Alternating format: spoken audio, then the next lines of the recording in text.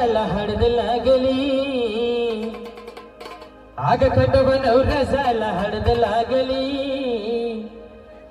सोमलर पिवळा झाला हळद लागली भांडाई तुला